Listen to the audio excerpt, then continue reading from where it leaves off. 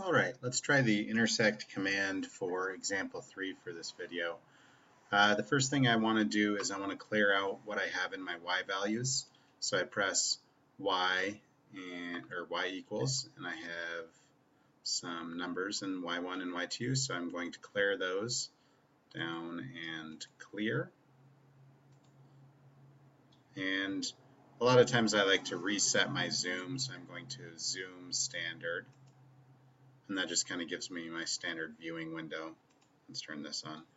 All right, so from here, what we want to do is go back to our y equals, and in y1 we'll put x squared, and we scroll down to y2 where we're going to put 6x plus 7. And if we were to graph, we will get our parabola coming down in blue, and then our 6x plus 7 is a red line. And as you can see, we're only able to see one of the intersection points. The other one is off screen. So what we want to do is we could adjust our viewing window so that we can see the off-screen result. I figure it's happening somewhere around 20, but I want to try something where we actually don't even adjust the viewing window. Let's try calculating our intersect anyways. So second, calculate. We're trying to find our intersect, which is option 5.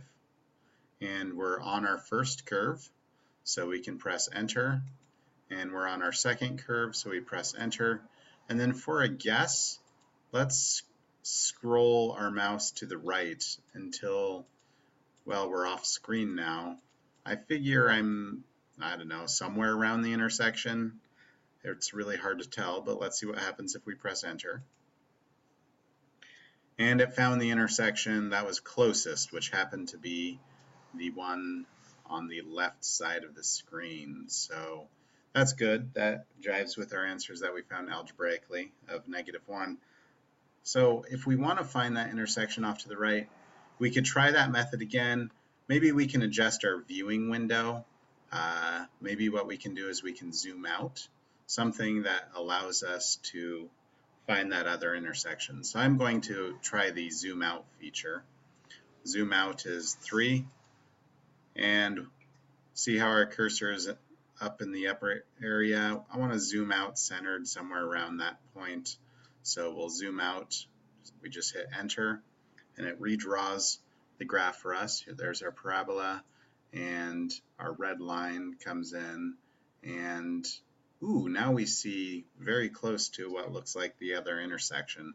So we can press second calculate, and we're finding our intersect, which is option 5. We highlight the blue curve and press enter. We highlight the red curve and press enter. And then we're going to scroll our mouse until we're somewhere close to the intersection and hit enter again.